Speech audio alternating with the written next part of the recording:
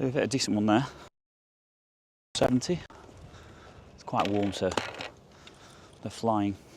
That was an 8-iron. That wouldn't be happening on a September afternoon in Stoke, that's for sure. Anyway, let's see if we can hopefully just inside the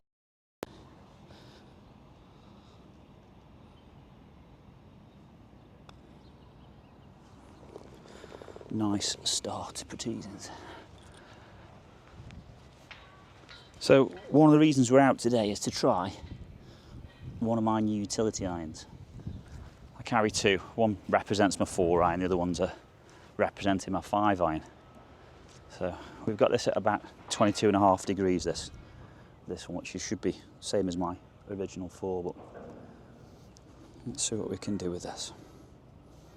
Nice and smooth. Bit leaky.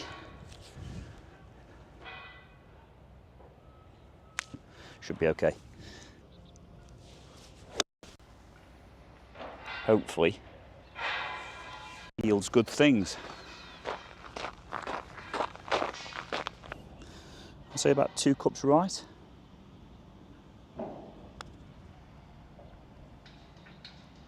Okay, maybe 1 cup.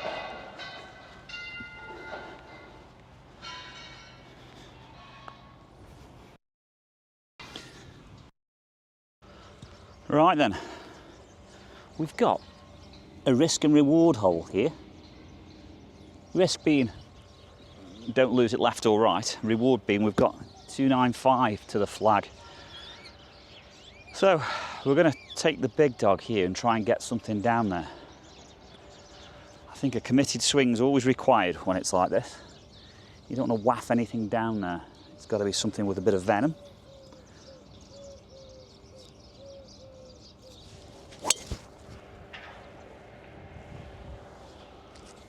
A little bit left, but shouldn't be too bad at all. What do you think are the stats for going for it or not? Let's have a little look. So, we're about 300 yards off the tee, and we're wondering how and whether or not it's worth it. So, I've got to say yes, because I've got to putt for a 2 on a par 4. So, statistically, it's difficult to say really, because everybody's different with their alignment and how well they keep the thing on the planet. I mean, if you're going to hit something that's absolutely potty, you're going to be in trouble. But if you hit something that's pretty straight, get it down there, the closer you are statistically, the better you're going to score. I think PGA Tour average is going to be anywhere from 5 to 10% offline with a club. So 30 to 300 yards, simple maths would be 10% would be 30 yards left and right of the flag. If you can put 30 yards left and right of the flag, go for it. If you're that level, if you're a bit wider than that, maybe you need to think a bit more. But yeah, in this instance, it's worked out nicely. Let's see if we can hold this putt.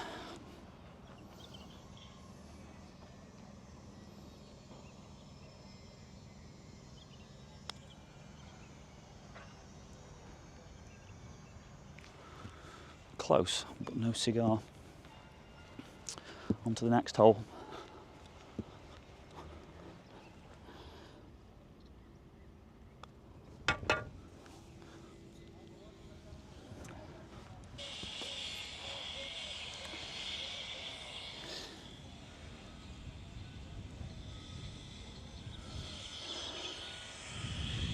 So, if we apply the same rationale as the last hole, which is a bit of risk and reward, I always feel like a par 5 is just that.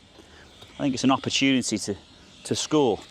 You probably get about 1/3 of a shot over a par 4, half the time with a par 5. You've got a great chance, a good look at birdie sometimes. But it's that question, do we need something to hit the fairway or do we need something to be long? Well, it's a bit of both. So we've got 550 into a breeze. We've got a bunker to carry down there.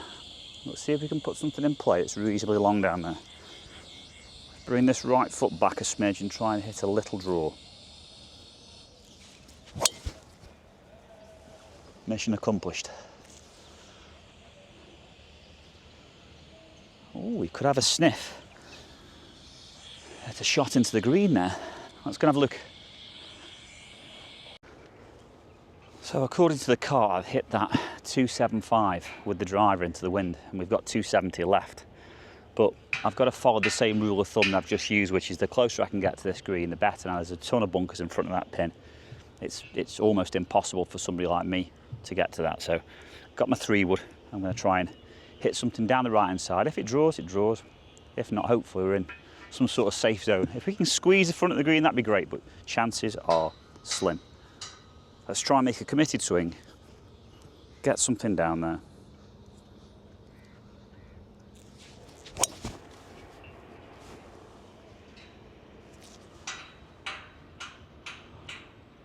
That should be okay. Should give us some room chipping up the green. So we're back out in the sunshine, trying to play a bit of aggressive golf for 40 degrees. The weather's actually really good. The humidity's dropped, so it's a pleasant day. What I'm noticing though is you're getting tons of bite on these greens.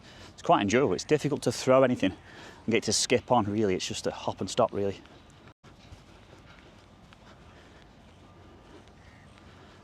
Come on, let's see if we can roll another birdie in.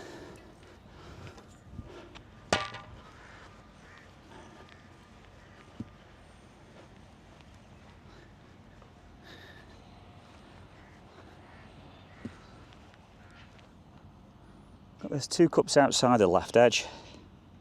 Normal routine. Pull the trigger.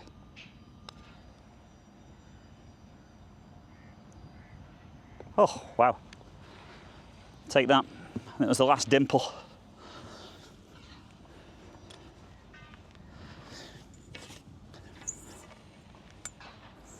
Oof.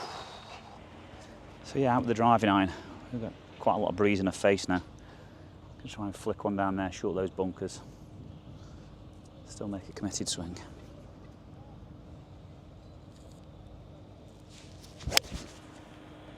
Perfect. Stay right. That should give us a chance at a decent wedge in. So I've got a wedge. Try and get something up towards that flag. Tough to keep the ball down when you're uphill like this. So try and make sure I lead with the hands a little bit more.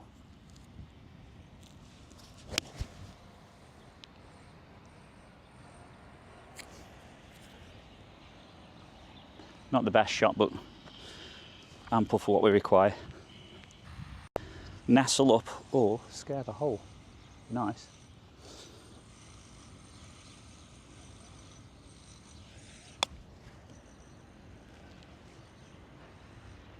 Really? Ah, the lazy man's putter.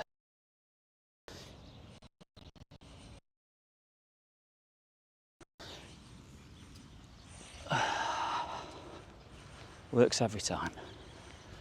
Most of the time. So we're on stroke index 1. And stroke index 1 for a reason. It's pretty tough, this. Especially if you've got a small tee. Let's get the right one out. The breeze is actually sort of hurting off the left, which is not great because we've got sand and lost ball down the right. So we've also got some spectators down there on the left waving me down like they're expecting me to give them something. Hopefully it's not a headache, because the snap hook will come their way.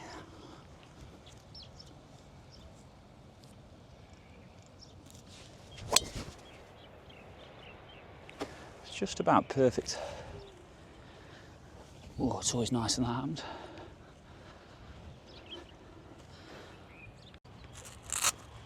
You got me under pressure now. Got me under pressure now.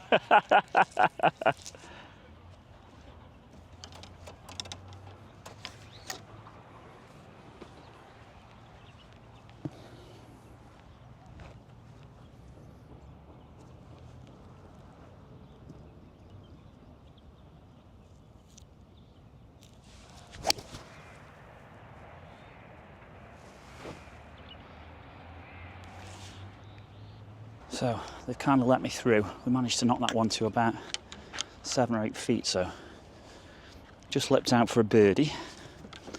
But when you're rushing around, you'll take that. It's a tough shot in there from about 190. Always good. Well, we're a good way back today. We're into the wind. ish. It's about 275 to them front bunkers on the left. It's probably the line today, in all fairness.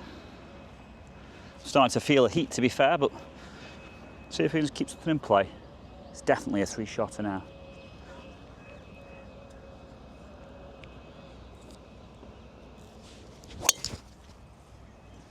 A bit left of where I was aiming. Be good. That could be trouble. Unfortunately, we lost that one off the tee, so I had to hit a provisional, and we're here now. Still into that breeze. I'm going to try and chug one over this bunker. Smooth one. It's about 210. Yeah, that's all we're after. Not bringing the water into play, that's for certain.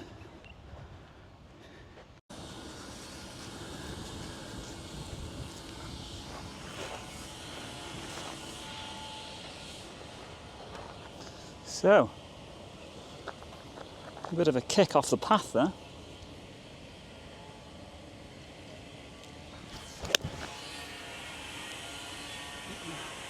See if we can get away with one, eh?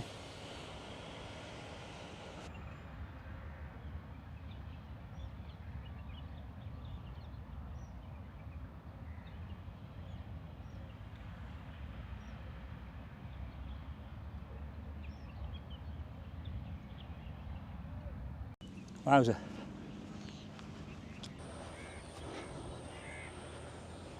Right, I've got a confession.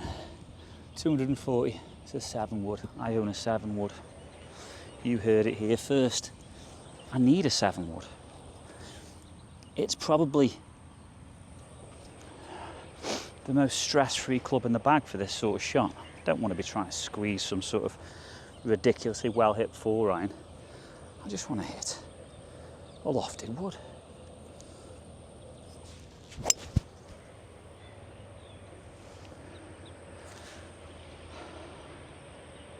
Somewhere down there, like that.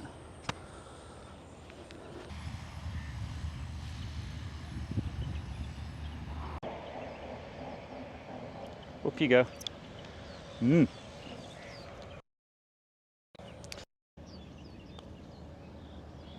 Oh, nearly. Oh well. So, that was a quick 9, or 8 holes, should I say. Heat of the day, always nice to fly around. Bit of traffic en route, which is always good, puts you under a bit of pressure. I think some of the things that I like to think about when I go back from around is, how did I deal with the adversity? Now, I made a couple of good swings out there, but most of them were pretty average. So what did I do to manage them? Well, you probably notice whenever I'm struggling, I'll just start to try and play a squeezy cut, gets me around. But there's a few shots out there where I think I got away with it because I picked the right club.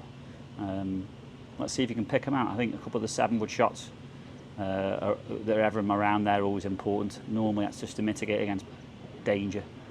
And I think when you see me play shots into greens, I'm rarely going for flags. I mean, there's one where I've hit it to about 6 foot right of the flag on stroking next one. It's about the, I think it's the 7th hole.